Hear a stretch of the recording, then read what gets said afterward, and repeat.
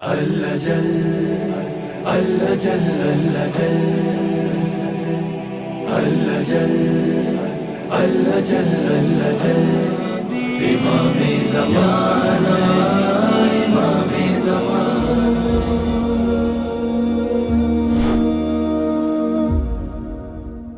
ہماری جو گفتگو تھی وہ پہلی روایت میں تھی. چیپٹر کا نام تھا اس رسی کا ذکر کہ جس کے بارے میں خدا نے حکم دیا ہے کہ ہم اس کو مضبوطی سے پکڑ لیں اور اس سے دور نہ ہوں، اس سے چھوڑ کر اس کو کسی اور راستے پر نہ جائیں. اور یہ بات جو ہم کہہ رہے ہیں، مصنف کہہ رہے ہیں کہ یہ بات جو میں لکھ رہا ہوں، اس کا مطلب یہ ہے کہ ہمارا اشارہ اس آیت کی طرف ہے. سورہ آل عمران کی 103 آیت ہے کہ وَاعْتَصِمُوا بِحَبْلِ اللَّهِ جَمِيعًا وَلَا تَفَرَّقُوا. لہٰذا یہ ایک بڑی اہم آیت ہے اور اس میں وَاعْتَصِمُوا بِحَبْلِ اللَّهِ جَمِيعًا وَلَا تَفَرَّقُوا. تو اس روایت کے ذیل میں مصنف یہ ان تمام حدیثوں کو لے کر آئے ہیں. یہ حدیث ہماری جو گفتگو ختم ہوئی تھی وہاں پر ہوئی تھی. اگر آپ کو یاد ہو کہ یمن کے 6 لوگ آئے تھے اور انہوں نے رسول خدا سے پوچھا کہ آپ کے بعد آپ کا وصی کون ہے. تو رسول خدا نے 5-6 دفعہ مختلف آیتیں پڑھیں اور ان کو بتایا کہ میرا وصی یہ ہے. پھر دوبارہ انہوں نے پوچھا کہ ہمیں بات سمجھ میں نہیں آئی. تو رسول خدا نے ایک اور دوسری آیت پڑھی، نہیں سمجھ میں آئی. پھر دوسری، پھر تیسری، پھر چوتھی، پانچویں. پھر جب انہوں نے کہا یا رسول اللہ آپ نے مختلف آیتیں پڑھی اپنے وصی کے بارے میں، تو ہمیں اور ہمارا دل تڑپ رہا ہے کہ کون ہے آپ کا وصی. تو رسول خدا نے ایک بڑی عجیب بات اس روایت کے مطابق بیان فرمائی.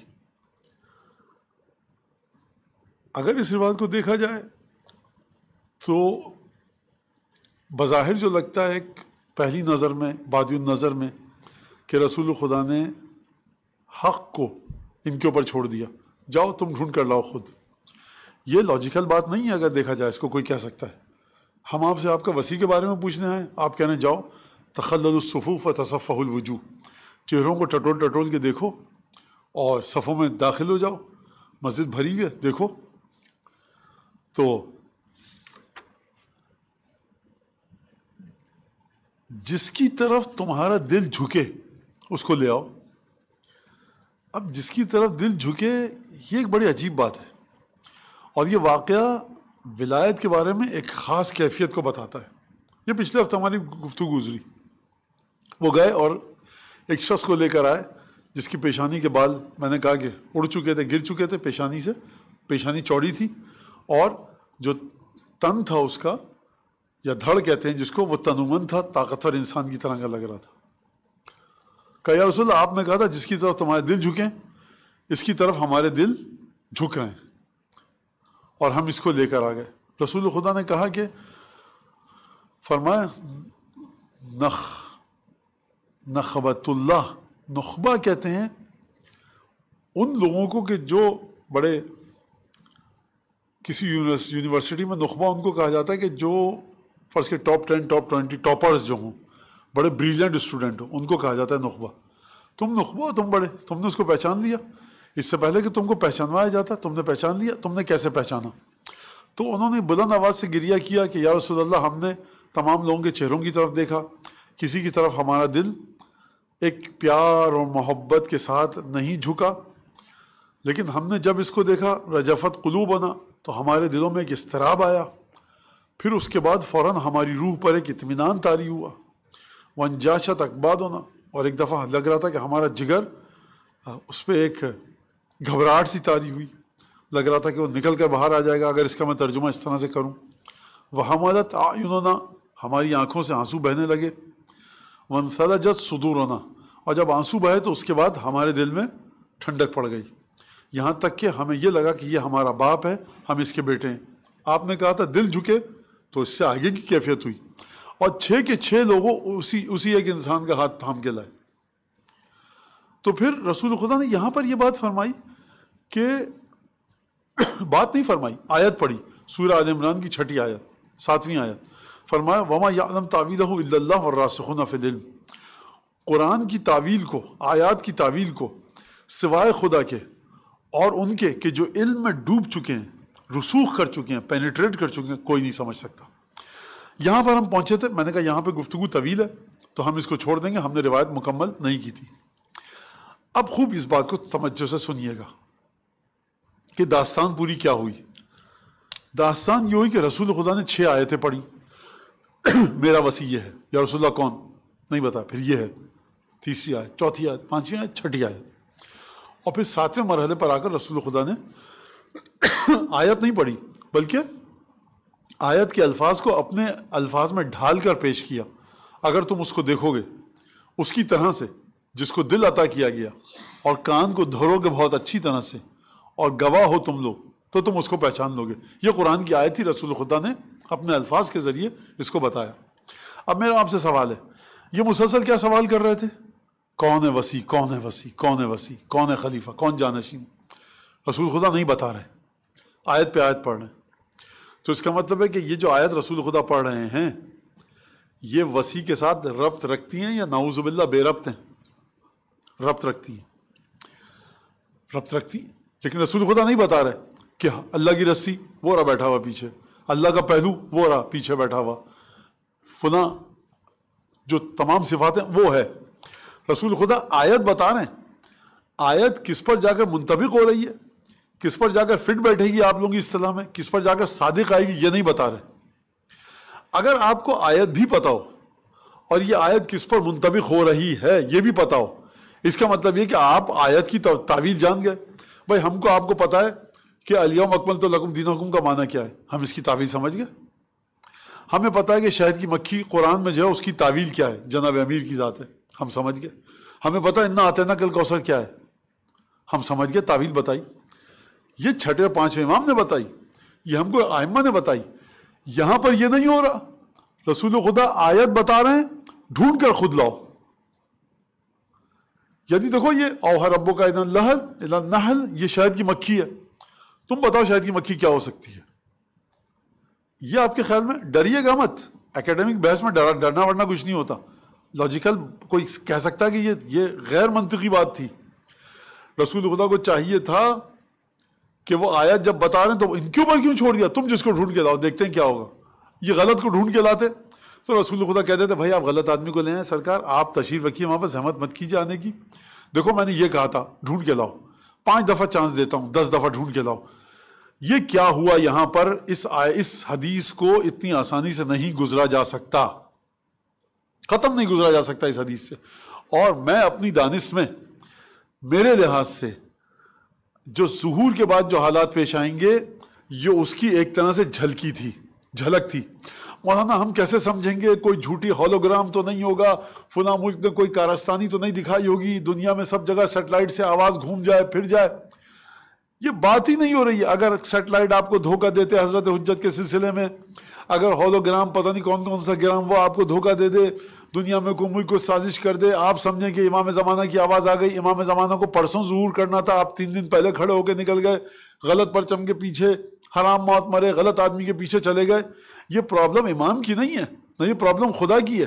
مسئلہ یہ کہ آپ کے قلب میں، آپ کی روح میں ڈسٹنگوشنگ کیپیسٹی نہیں آئی تھی، آپ سمجھ ہی نہیں پائے تھے کہ امامت کیا ہے، کرائٹیریا آپ لے ہی نہیں پائے تھے کتابوں کے ذریعے، آپ اخبارات، روزنامے، جرائد اور رسائل کے ذریعے امام زمانہ کو سمجھنے کی کوشش کر رہے تھے۔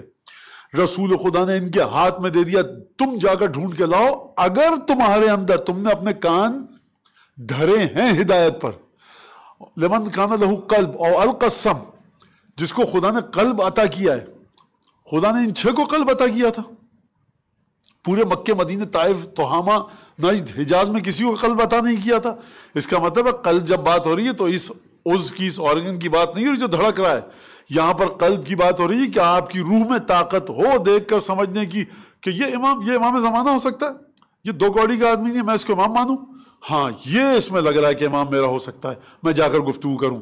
خوب توجہ فرمائیے گا آپ کہ یہ کس طرح سے ہوتا ہے۔ آپ کے پاس ایک چیز ہونی چاہیے۔ میں نے آپ کو صومعہ کا راہب کا قصہ سنایا ہے کہ جب یہ قافلہ پہنچا تو وہاں پر اس نے گفتگو کی امام سجاد سے، وہ شکل دیکھ کر سمجھ گیا کہ متقی ترین، پڑھا لکھا ترین، عالم ترین شخص ہے، اور اس نے سوال کیے۔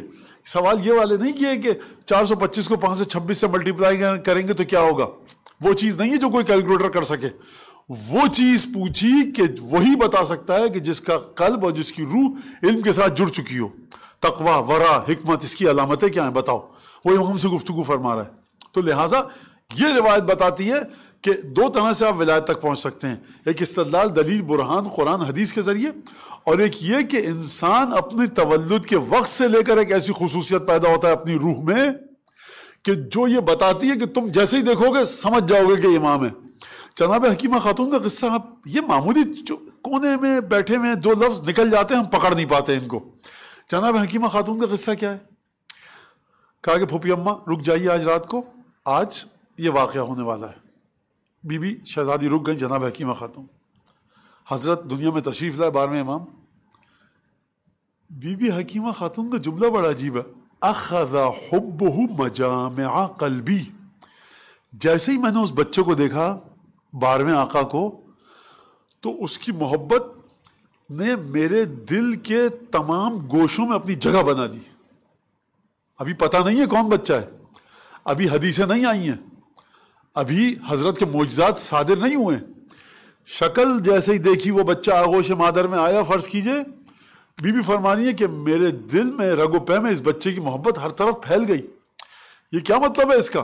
اگر یمن سے آنے والے 6 مسلمانوں میں یہ کیفیت ہے کہ وہ جا کے جناب امیر کو پہچان لیں جو کل تک ان کے باپ دادا بت پرست تھے فرض کیجئے یا مسلمان نہیں تھے، یہ ہم حکیمہ خاتون کی بات کر رہے ہیں کہ جو 10 اماموں کی نسل سے ہیں، جن کے اندر 10 اماموں کی طہارت کا خون آیا ہے. وہ تو یہ ایک ہمیشہ سے مسئلہ ہے کہ آپ کو کوئی تعلیم دے یا نہ دے، انسان کے اندر ایسی کیفیت ہوتی ہے. کس میں ہے یہ میں نہیں بتا سکتا، مجھے نہیں پتا. آپ میں ہوگی، ظہور کے وقت نہیں ہوگی، مجھ میں ہوگی نہیں ہوگی. یہ ایک ہمیشہ ایک مسئلہ ہے کہ آپ دیکھ کر آپ کے اندر کیفیت ہے، تو لہٰذا اس کو ڈینائی نہیں کیا جا سکتا، روایت کے اندر موجود ہے. آپ یہ مت کہیے گا کہ وہ تو حکیمہ خاتون تھی. تو میں نے کب کہا کہ وہ حکیمہ خاتون نہیں تھی، وہ جناب موسیٰ تھے. میں نے کب کہا کہ وہ 13ویں یا 11ویں امام تھے، جناب حکیمہ خاتون بہرحال 14 معصومین میں سے نہیں ہیں.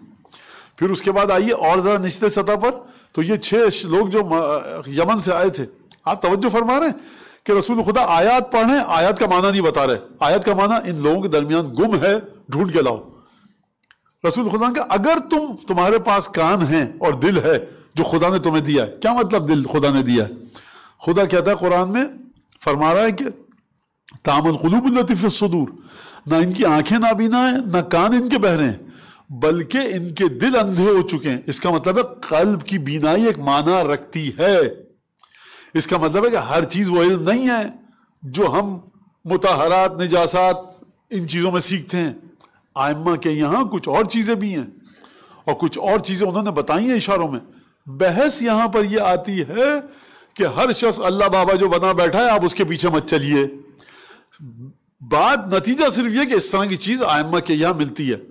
اب کون ہے مالک اس کا، یہ آپ طے نہیں کر سکتے، میں طے نہیں کر سکتا. یہ ایک بڑا لمبا پروسیس ہے جس کے بعد طے ہوگا. تو لہٰذا آپ نے توجہ کی کہ رسول خدا نے رسالت نے 6 آیتیں پڑھی اور اس کے بعد ان کو کہا کہ تم جاؤ ڈھونڈ کے لاؤ. ان کے دل، انہوں نے بتایا کہ ہمارے دل میں یہ ہوا، آنکھوں سے آنسو نکلے، روح میں تلاطم برپا ہوا، یہ تمام چیزیں ہوئی. اور جو آپ نے بتائی تھی کیفیت، وہ اس کو دیکھ کر ہوئی، کسی کو دیکھ کر نہیں ہوئی. اس کا مطلب یہ کہ یہاں سے ایک بات سمجھیے آپ کہ جو نسل کی بنیاد داغ بیل ڈالی جا رہی ہوتی ہے، جب لڑکی رخصت ہو کے آئے گھر میں دلہن، تو شوہر کو کیا حکم دیا گیا ہے؟ اس کی ناسیہ یعنی ماتھے کے بال پکڑ کر یہ دعا پڑھے، لا تجعل الشیطان فیہ نصیبا، کہ میری اولاد جو ہونے والی ہے شیطان کا اس میں کوئی حصہ مت رکھ. اس سے سمجھ میں آتا ہے کہ شیطان کا حصہ اولاد کی تشکیل میں ہوتا ہے. کیسے ہوگا اب وہ ایک الگ بات ہے. حلال کھانا کھلایا جائے، نماز، روزہ، اچھی صفات روح کے اندر جو ائمہ نے بتائی ہیں، وہ یقیناً اولاد کے اندر ایک اثر ڈالتی ہیں. تو یہ ہم کو یہ چیز بتاتی ہے کہ ولایت کی پہچان لوگوں میں، بعض لوگوں میں بائی برتھ ہوتی ہے، ان بلٹ ہوتی ہے. ان کو کتابوں کی ضرورت نہیں ہوتی، ان کو کسی چیز کی ضرورت نہیں ہوتی. یہ ایک آپ کو جناب امیر کی زندگی میں چیزیں ملیں گی اور کبھی کبھی بہت نچلی سطح پر ملتی ہیں. جناب امیر کے حوالے سے نہیں کہہ رہا، لوگوں کی سمجھ کے حوالے سے کہہ رہا ہوں، نچلی سطح. تو آپ یہ بات واضح ہو گئی. میں آگے بڑھوں تو وہ خود گئے، 6 آدمی ہاتھ پکڑ کے لے آئے جناب امیر کا. اور لطف کی بات یہ ہے، مزے کی بات یہ ہے، 6 کے 6 نے ایک ہی کا ہاتھ پکڑا. الانزع البطین. اچھا اب یہاں پر جب آئے تو رسول خدا نے کہا کہ تم تو بھائی تم اس یونیورسٹی کی سب سے ٹاپرز میں سے ہو، تم نے اس کو پہچان لیا، یہ بتاؤ کیسے پہچانا؟ تو انہوں نے اپنی کیفیت بتائی. تو رسول خدا نے کیا فرمایا؟ سورہ آل عمران کی 7ویں آیت پڑھی. وہ 7ویں آیت کیا ہے؟ وہ 7ویں آیت سے پہلے 6ٹھی آیت اور 5ویں آیت میں یہ ہے کہ قرآن میں کچھ محکم آیات ہیں اور کچھ متشابہ. محکم آیات جو ہیں وہ کتاب کی ماں ہیں، متشابہ جو ہیں وہ کیا ہیں؟ جن لوگوں کے دل میں بیماری یا مرض یا نفاق ہے وہ متشابہ، یعنی وہ آیات کہ جن کے کئی چہرے ہیں، کئی معنی نکل سکتے ہیں، ان کے ذریعے کیا کرتے ہیں؟ ان کو لے کر آتے ہیں تاکہ فتنہ فساد کو پھیلا سکیں. کون اس فتنہ فساد میں گرفتار نہیں ہوتا؟ کہ جو راسخ فی العلم ہے. راسخون فی العلم اولاً و بالذات ائمہ کی ذات ہے، اس کے بعد بالتبع یا ان کی جو نورانیت جہاں تک منتقل ہوئی ہے، پھر وہاں پر راسخون فی العلم. ہمارے علماء فرماتے ہیں اگر رسول خدا نے ائمہ نے ایک آیت کو کسی مورد میں استعمال کیا ہے تو دلیل ہے اس بات کی کہ اس آیت کا معنی جس طرح سے ائمہ نے استعمال کیا ہے اس کو پھیلایا جا سکتا ہے، کیونکہ ائمہ نے جس مورد میں استعمال کیا ہے وہاں پر. آپ نہیں کر سکتے، میں نہیں کر سکتا کوئی بھی آیت اٹھاؤں اس کو پڑھنے لگوں، نہیں. ائمہ نے اگر اب رسول خدا نے راسخون فی العلم کہاں پر استعمال کیا ہے؟ ان 6 یمنی باشندوں کے لیے. کیوں فرمایا؟ کیونکہ تمہیں وہ دل دیا گیا ہے جس کے ذریعے تم علم کی کیفیت خدا کی طرف سے تمہیں تحفے کے طور پر عطا ہوئی ہے. تمہیں وہ سماعت دی گئی ہے کہ جس کے ذریعے تم حق کو پہچان سکتے ہو. تو لہٰذا یہاں پر آ کر راسخون فی العلم رسول خدا نے کہا کہ فرمایا ترجمہ آیت کا، متشابہ آیات کی تعویل کو کوئی نہیں جانتا سوائے اللہ کے یا کس کے؟ راسخون فی العلم کے. یہ آیت یہاں پر کیوں پڑھی جا رہی ہے؟ کون سا واقعہ ہوا ہے کہ جو تشابہ رکھتا تھا، متشابہ تھا؟ تشابہ اور متشابہ رکھنے والا واقعہ یہ تھا کہ رسول خدا مسلسل آیات پڑھ رہے ہیں، اللہ کا پہلو، اللہ کی رسی. تو 100-150 تو اللہ کی رسیاں ہوں گی مسجد میں، ایک سے بڑھ کر ایک عبادت کرنے والے. خوب توجہ کیجیے گا. تو یہ لوگ دھوکہ کھا سکتے تھے نا. ایک ڈائسی بقول آپ لوگوں کے ایک چیز تھی، ایک اس کی ایک سے زیادہ میننگ نکلتی تھی. تشابہ آ گیا کہ نہیں آ گیا؟ تشابہ آ گیا. تشابہ کس کے لیے ہوتا ہے؟ اس کے لیے جو علم رسوخ نہ رکھتا ہو. امیر مومنین کے لیے بھی کیا متشابہ آیت ہے؟ کوئی آیت متشابہ نہیں ہے. سلمان فارسی کے لیے آیت متشابہ نہیں، جناب امیر سے سیکھ چکے ہیں. اگر آپ فرض کیجئے چھٹے امام کی شاگردی کر لیں، مولا کتنے مہینے لگیں گے تشابہ اور محکم کو سمجھنے میں؟ مولا کہ ہم تمہیں 2 دن میں سمجھا دیں گے، تم کو 6 مہینے میں، ان کو 1 سال میں. 1 سال تو اب آپ کے لیے کوئی چیز متشابہ رہی نہیں رہی، امام نے سکھا دیا. تو تشابہ کس کے پاس نہیں ہے؟ تشابہ خدا کے لیے کوئی چیز متشابہ نہیں ہے. کس کے پاس تشابہ نہیں ہے؟ کوئی راسخون فی العلم کے پاس. تو وہ چیز کہ جو تشابہ رکھتی تھی اور یہ کسی کا بھی ہاتھ پکڑ کر لے آتے، آپس میں جھگڑا ہو جاتا، تم اس کو لے کر آ رہے ہو، اس کو نبی کے بھائی کو نہ کپڑے صحیح سے پہنا ہوا ہے، یہ موٹے جھوٹے کپڑے، عجیب غربت، ایک خستہ حال ہے. یہ دیکھو کتنی صاف ستھری خوشبو آ رہی ہے، کیا نماز پڑھ رہا ہے یہاں پر. اگر یہ اتنا نزدیک ہوتا تو پاس بیٹھا ہوا تھا، اللہ کا پہلو ہے. یہ رسول خدا کا پہلو نہیں ہے، تم کہہ رہے ہو اللہ کا پہلو ہے. یہ رسول خدا کے برابر میں نہیں بیٹھا ہوا. خوب توجہ کیجیے گا. میں نے ہمیشہ کہا کہ روایات میں جملے گم ہیں ان کو پکڑ کر معنی کو سمجھیے. رسول خدا نے کہا جاؤ ڈھونڈو جا کر. امیر مومنین رسول خدا کے پاس نہیں بیٹھے تھے، لوگوں میں گم تھے. اس کے باوجود یہ جو 6 لوگ تھے یہ تشابہ کا شکار نہیں ہوئے، جبکہ یہ جگہ تشابہ کی تھی. 150-200 تشابہ تھے سرکار وہاں پر.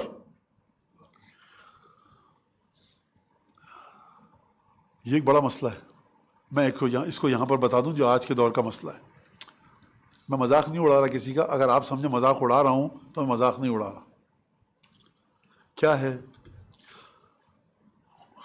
اللہ جانتا ہے. دیکھیے مجھے کہتے ہوئے بھی ڈر لگتا ہے، شرم آتی ہے، حیثیت کچھ نہیں ہے، لیکن کیونکہ دین کی چیز سکھانی ہے جو روایت میں آئی ہے تو میں کوشش کر رہا ہوں. امام رضا کے روزے کی کیا بات ہے؟ کیا بات ہے؟ ذرا آئیے بتائیے مجھے کیا بات ہے، کیا عظمت ہے. لائٹ قمقمے دیکھ کے عظمت سمجھ میں آ رہی ہے آپ کے، یا مثلا آپ کوئی ہیں سلمان فارسی، حسین ابن روح اور ہشام ابن حکم، آپ میسم تمار عمار یاسر ہیں، آپ فرشتوں کو دیکھ رہے ہیں. سرکار کیا روشن، کیا ہوا آ رہی ہے. تو 10 بلڈنگیں دنیا میں ایسی اور بھی ہیں، وہاں چلیے، وہاں پہ اس سے اچھا ماحول ہے. کیوں خواہ مخواہیں ٹائم ضائع کر رہے ہیں امام رضا کے روزے پہ؟ یہ جو بدبختی آ رہی ہے نا اسپریچولزم کی، جو کہ سبمیشن کو ہٹا کر اسپریچولزم کی طرف جا رہے ہیں، یہ انسان سمجھتا بھی نہیں ہے کہ کب وہ بیوقوف بن گیا. اور وائب بڑی ویئرڈ ہے مولانا. اور امام رضا کا میں مانتا ہوں مومن کو فیل ہوتا ہے، لیکن میں کہہ رہا ہوں زیادہ اس کے پیچھے مت چلیے. یہ ایک حق ہے. دیکھیں ابھی میں نے آپ کے سامنے پڑھا کہ وائبز جو آپ کو آئیں، جو ویوز آئیں، جو فیلنگ آئے، وہ حق ہے. لیکن ہمیشہ اپنی جو آپ کی فیلنگز ہیں اس کو حق مت سمجھیے. تعبد کو ہٹا کر آپ بقی میں جا رہے ہیں، آپ کو الجھن ہو رہی ہے، موڈ آف ہو رہا ہے آپ کا. نہیں مطلب بقی کی وہ بات نہیں جو امام رضا کی تھی. کون ہیں آپ، کون ہوں میں؟ روایات آپ کو بقی کے اندر ہو سکتا ہے کوئی مسئلہ ہو رہا ہو، خدا نہیں چاہتا ہو آپ یہاں رکیں اور خدا نکالنا چاہتا ہوں وہاں سے، کچھ بھی ہو سکتا ہے. لیکن اپنی فیلنگز کو آپ روایات پر مت تھوپیے. 50,000 روایتیں ہیں، فرض کی سلمان فارسی کی قبر یہاں پر ہے، واضح ہے بالکل، متواتر ہمارے پاس. آپ جائیں سلمان فارسی کی قبر میں، مولانا وہ لیول نہیں ہے سلمان فارسی کا جو کہ فرض کیجئے کہ مسجد زید ابن سوہان کا ہے نجف میں. آپ کو کیسے پتا؟ جو فیلنگز وہاں پہ آئی، فیلنگز آپ کی آئی، فیلنگز کی کیا قدر و قیمت ہے؟ بس میری فیلنگز تھی، اس سے زیادہ کچھ نہیں ہے. اس بات کو سمجھیے، یہ ایک بہت بڑا مسئلہ ہے. کہاں سے اسٹارٹ ہوا ہے؟ دنیا میں مذہب کو ایلیمینیٹ کر کے اور مورل ویلیوز کی طرف دنیا جا رہی ہے. دنیا مذہب کا جو سبمیشن آپ کو سبمیشن لیول پہ لے کے آتا ہے، مذہب کے جو وہ رولنگز ہیں جو حرام اور واجب ہیں، اس کو ہٹا کر دنیا کہہ رہی ہے مورل ویلیوز کی طرف جائیے اور اسپریچولزم کی طرف جائیے. اگر آپ وہاں پہنچ گئے، ارے وضو کیجئے نہیں کیجئے، خدا آپ عجیب ہیں، نماز آپ 5 بجے اٹھ کے پڑھیے، اصل چیز یہ کہ آپ کے دل میں کیا چیز ہے. یہ سب بڑی خطرناک چیزیں ہیں. یہ وہ چیزیں ہیں جن سے آپ نہیں کھیل سکتے سرکار. یہ وہ چیزیں جب آپ جاتے ہیں جنگل میں تو آپ کو لگتا ہے کہ گھاس پھوس ہے، پاؤں رکھا، آپ غڑب سے اندر گئے، 25 فٹ گہرا گڑھا تھا جو پانی تھا، جس میں ہر جگہ جہاں پر سبزہ نظر آ رہا ہے، ضروری نہیں کہ سبزہ زمین پر اگا ہوا ہو. اس بات کو حل کرنا سمجھنا ہے. لیکن ہمیشہ آپ کسی کی اسپرٹ اگر بہت اچھی ہے، بالکل ہو سکتا ہے ہو، اس میں کوئی حرج نہیں ہے. لیکن میرا کہنے کا مطلب ہے کہ ٹکراؤ کر کے اپنی اسپرٹ کو بنیاد بنا کر، اپنی فیلنگز کو بنیاد بنا کر دین کے مسائل کو حل کرنا، یہ غلط چیز ہے. یہ میں آپ کو بتاؤں اتنا آسان مسئلہ نہیں ہے. ہر آدمی یہ کام نہیں کر سکتا. بہت مشکل ہے، یہ بہت مشکل ہے. میں آپ کو واقعہ بتاتا ہوں ایک، جو کہ بہت ہی مستند عالم نے لکھا ہے اپنی کتاب میں.